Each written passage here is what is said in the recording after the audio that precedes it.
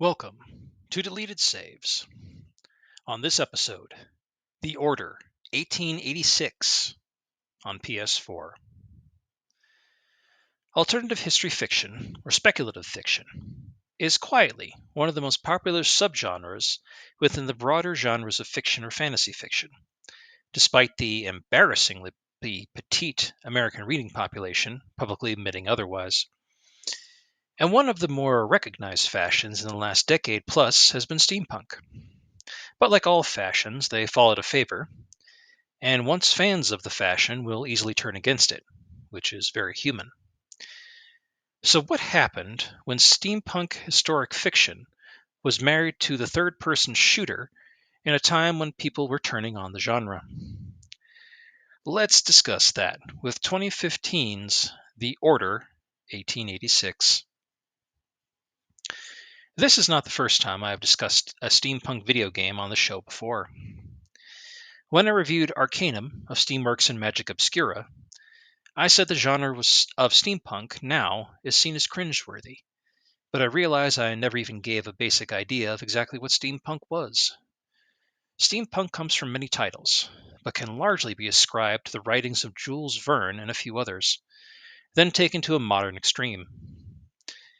It is the idea that somehow, against all odds, modern technology was made available in the mid to late 1800s, during the reign of Queen Victoria of England, except without the development of the microchip or the transistor. So steam and basic electricity are still the power source of the day. But it has allowed for the horseless carriage decades before its invention, lighter than air mass transit like airships, simple computers that work on gears and punch cards, and even a type of short distance two-way radio. A lot of the fashion was based on goth fashions, but colored brown and copper instead of black, with just a bit of historical accuracy of the late Victorian period. I always found it to be harmless, and it had a lot of fans. But not long into its existence, this clockwork cosplay, the other subgenres of fashion, fantasy art, especially writing, began to really come down on it as somehow overused and derivative of and silly. This is a hint that the larger nerd culture tends to attack itself frequently before it tries to attack or successfully others of the wider outgroup, meaning those who are not nerds or geeks, or at least claim not to be, due to its own bullying trauma and a desire to stand out in a world where, really, no one stands out. In summary, a subgenre of an already looked down upon genre that hates itself intensely decided to make a pariah of that subgenre. I'm sure there's decades here for therapists to untangle, and the outside world makes it no better by disregarding anyone who doesn't fit into its neat little social norms, and at the same time, the genre makes it hard to be accepted by the wider world because of bad actors and shitheads. But regardless, the concepts of steampunk can lend themselves to a lot of fantasy, but most commonly, it is used as alternative history, as one might expect. And that is what brings us to the Order 1886. Taking place in the year 1886, we find ourselves in a London much altered by technological advancements of the steam-based society, but still possessing fashions, culture, and mannerisms of the late 19th century. Before I go further, I want to say that what is thrown on the player's plate within the context of this game is a lot. I mean, a lot. There's a bunch of crazy shit that goes on, even as an action game. We step into the boots of Sir Galahad. Now, not that Sir Galahad, but you would easily be mistaken. Our Galahad works for the Order of Knights, who claim to be the descendants of the original Knights of the Round Table, and they have a tendency to adopt the names of the famous knights. Not all of them, and there is a woman on the team who uses her own name, so this is a bit inconsistent. Anyway, Galahad and his squad, consisting of Sir Percival, Lady Igraine, and the Marquis de Lafayette, are sent by the Crown and the Lord Chancellor to investigate rebels trying to bomb London to their hideout in Mayfair and later Whitechapel. The Lord Chancellor is not happy about this order, and he believes that the Order, capital O, needs to remain dedicated to the original cause, hunting down half-breed werewolves. So hold on, game. What you're telling me is London has a werewolf problem. Okay, knights claiming heritage back to the fabled King Arthur hunt werewolves across London with revolvers, shotguns, and automatic weapons. Look, I'm already in, but I feel that this was lost in the official press release for the game back in 2015. That shit should have sold more. Plus, each Knight of the Order comes equipped with a vial of black goo they can drink to recover from near death and gives them extended life in and of itself, mainly to cover the mechanic of recovery as long as the player doesn't take damage, similar to a Gears of War style game. But now, we added even more supernatural elements to the game. The Order 1886 should have been a horror game. God damn it, Ready at Dawn, the developer, buried the fucking lead on this game. Oh, and I should add, as this is Whitechapel, the characters reference the Jack the Ripper murders 2 years earlier and how the Ripper got away. Foreshadowing! But here's where things begin to have an issue. Much of the Order 1886 is told in flashbacks and in chapters with the beginning and end. The very first chapter is actually Galahad being beaten and tortured by 2 prison guards who are busy drowning him to get him to confess something. Though through way too many QuickTime events, we get used to this as this game is fucking loaded with QuickTime events. He kills his tormentors and escapes, running through the halls of some old prison until he captures a guard, goes up an elevator, kills said guard, and tries to flee until he is surrounded on a rampart above by the Order's stronghold, where he then dives into the Thames. And we spend the first half of the game in flashback. That's where hunting rebels starts. So the first few chapters are spent killing normal human goons. Eek. From there, and in playable flashback, we meet some of the other players, such as Nikolai Tesla, who creates all the Order's gear, the team lead Sir Lucan, that name will be important later, who is the adopted son of the Lord Chancellor, along with Lady Igraine, and Lord Hastings, who holds majority control of the East India Company, especially its airship division. There's a lot of things here that are common world history, so if you remember any of your sophomore or junior year high school history, you may recognize a few of them. When sent to destroy a rebel base in the abandoned Royal London Hospital, Galahad runs into a Lycan leader, Lycans being the name of half-breed werewolves the Order is meant to destroy. But instead of using player cunning and your fucking guns, Galahad has to fight this boss battle in a QuickTime event, literally hitting directional inputs and buttons prompts to dance with the beats, taking turns stabbing it. Wow, that sucks. How am I a participant here? How can I use the skills and learned abilities to actually do anything? Galahad chased the beast off and flees, but when he states to his superiors what he discovers, they are concerned, but instead they get orders to protect Lord Hastings, as he is about to travel to the United States on a business trip by airship, and the rebels might be about. And holy shit, are rebels about. 5 seconds into this mission, where you are on an airship, which should have been fucking amazing, you are back to hiding in corridors and trying to sneak through the level, killing rebels quietly while you make your way to Lord Hastings. This is not a stealth game, or a game where stealth is well used, so by now the missteps are out of control. Anyway, about halfway through the stage, you save Lord Hastings and drop him off with an escape pod.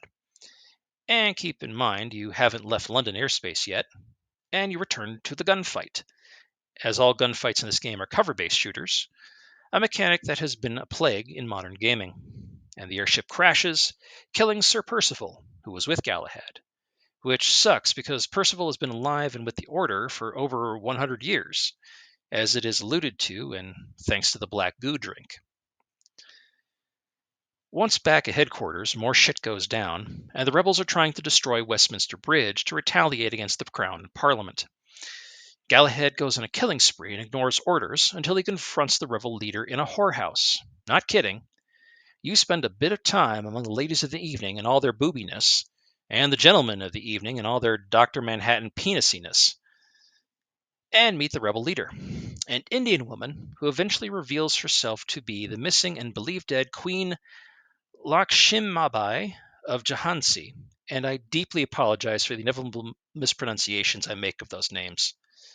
Anyway, she is a real historic character, a rebel and warrior queen from India in the mid 1800s, fighting against the British incursion and overtaking of the Indian subcontinent. She's really cool. Look her up, dear reader.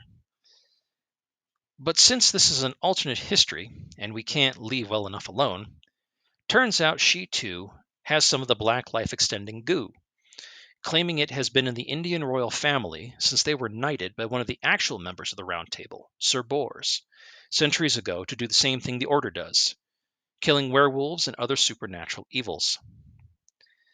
But the Queen needs to show something to Galahad, who is the only man in London who will listen to her. That the East India Company is not only robbing India of its wealth, but that they are shipping something to England and soon to America. Vampires.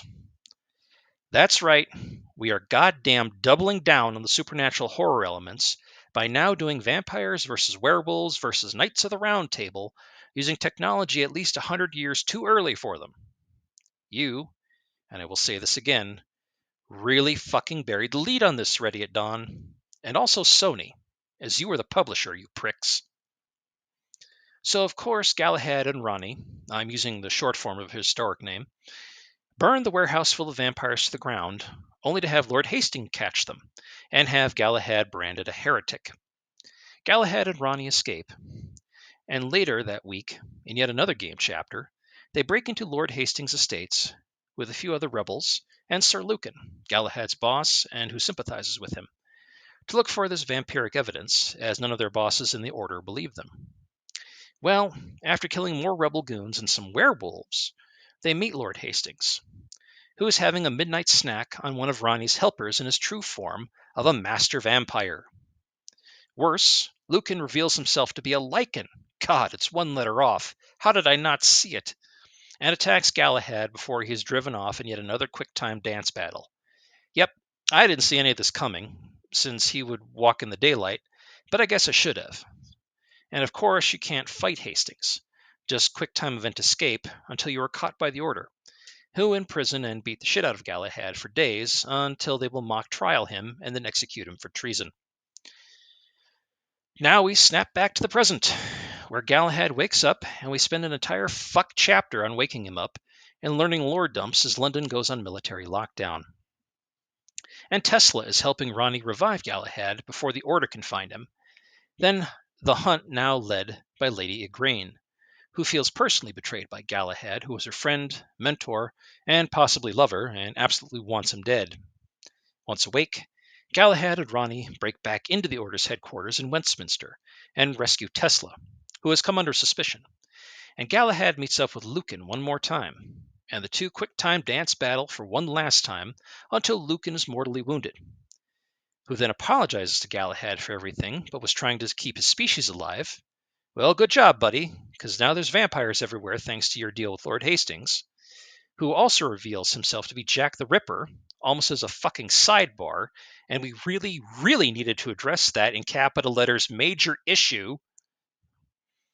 And the two are confronted by the Lord Chancellor, who now knows Lucan is a werewolf, but, since he can't afford to bring himself to kill his son, lets Galahad execute him, but certainly doesn't absolve him and says he'll be hunted across London, which is your last required QTE of the main plot.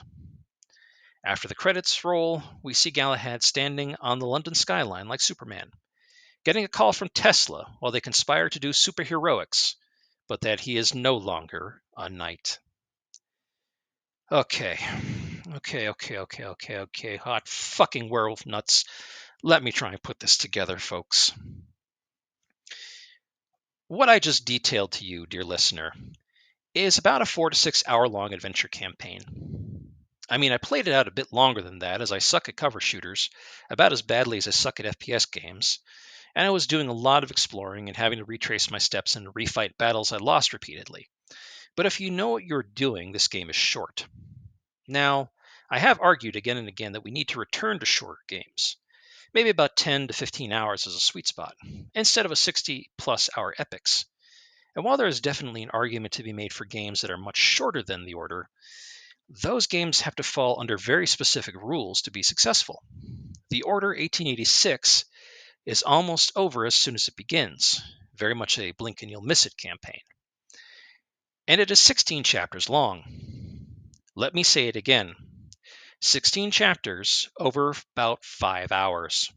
Some of those chapters are just long cutscenes. You don't even do anything but get info dumped on. Christ, the fucking cutscenes. I mean, they are full-on Square Final Fantasy quality, and the game still looks gorgeous in 2023. I mean, this game is pretty even on current-gen hardware, but it is a lot of fluff over substance. And this is just the first thing that highly annoyed me about this game. First, I have no upset with cover-based shooting mechanics. I know people love them, and other people hate them. And yeah, the recovering health situation by sitting there and catching your breath is kind of annoying, and can drag out the challenging sections with periods of inaction. But those are tested mechanics and minor annoyances. I hate that you can only carry 2 guns at once and have to constantly, and I mean constantly, discard them and replace them with weapons that have ammunition once they run dry or better fit a situation. I felt like I was never getting any better with any weapon I received, and most of them were terrible, except for maybe the Order machine gun. A few of them were clever, like the one that shoots phosphorus powder that then requires a flare to ignite, but most of them were just standard modern FPS firearms with extra steampunk gears and necessary gilt work tacked on. And since this is a third-person action shooter, the fact that the guns felt bad made me not want to experiment. But by far the worst were all the context-sensitive interactions with very specific environmental artifacts that disallowed exploration and all the goddamn QTEs. I never had a problem with QTEs before. Yes, I know people hate them, but they honestly made the game far worse than it should have been. They were honestly awful, badly imposed, and ruled every major scene. I lost boss battles because I didn't know what the game wanted me to do. And the only boss fights were knife fights with werewolves. They were awful. I mean, truly god-awful. They required no skill, no foreknowledge, no player ability. I mean, if this were something like Bloodborne and I fucked up in a boss battle and died, at least it was on me and I could sharpen my skills and get through. But these were so boring. Just glorified cutscenes. An action game made stiff and nearly paralyzed by cutscenes and QTEs. This chapter bullshit just drove home the fact there had to be some kind of disagreement behind the scenes with what kind of game this should be. Somebody in a position of power, either at Sony or elsewhere, really wanted this to be a playable movie, like some kind of auteur game, and that shit shows. Yet how can it be an auteur when it is campy as fuck, with vampires and werewolves and Arthurian knights? This game is like some kind of Legend of the Seven Golden Vampires meets Jesus Christ Vampire Killer, written by a time-displaced and forced at gunpoint Thomas Mallory, where Hunter S. Thompson is holding the gun while playing Gears of War. This is a wacky bullshit in a Comedy of Manners Victorian edition that should have been the greatest supernatural survival horror game of its genre and generation. But it isn't any of those things. It's just stuff. As you can guess, this game did poorly with critics. Bad scores across the board and online leaks of the on average 5-hour total campaign that the developer and publisher said demanded a full $60 price upon release sunk the Order 1886 faster than an airship full of lead. The beautiful lifelike graphics were praised because God knows, if we don't have game graphics that look like the characters can step out of the TV and slap you in the mouth, then what are we even doing with our lives? Reminder, that was sarcasm. I don't want this to be responsible for some PC master race snark that becomes pop culture bullying. As I said, nerds have no chill anymore, but then neither does anyone else. But after that, the combat wasn't good. The story left too many unanswered questions and untended plot threads. And they kind of said the same thing I already did about the rest of it. Not exactly the same, as they are the professionals, after all, and I'm just some schmuck from the internet. But there's not much more I can add. I don't totally disagree, but I can see where it may have been fixed. You see, I played the game fairly recently. I found a copy for cheaper than any sale price Sony could muster at the local used game shop, and I jumped on it, since I heard the rumors and I wanted to see why it got shit on so bad. I love camp, so I figured it couldn't be that bad. And sadly, it's not. It's a great movie. It's just not a good game. Here are my suggestions to fix this, because, I kind of did like it in the end, and I think it could be fixed. Okay, here goes.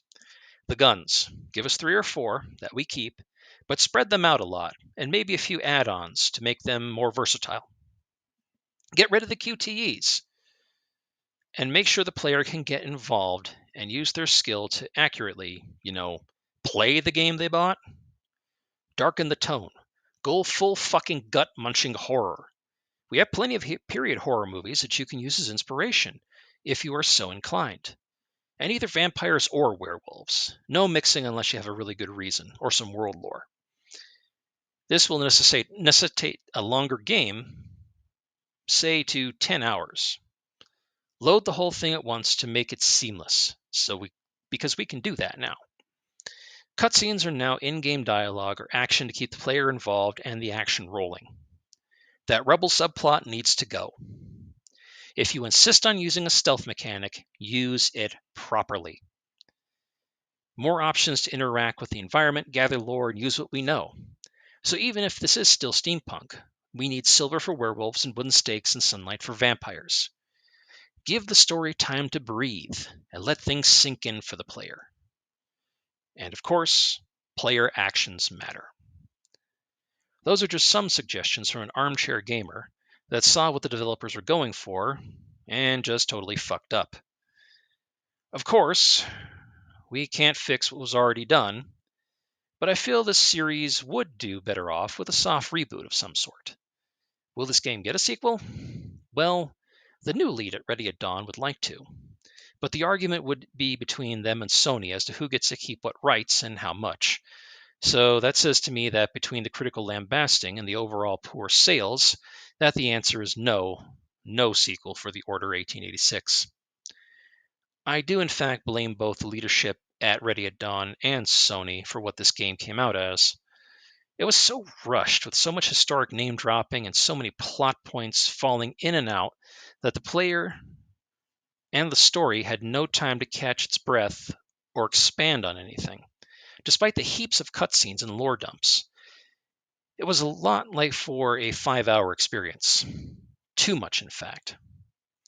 But here's where such glimmers of goodness, such bright sparks of what could have been, slapped together for pure mediocrity.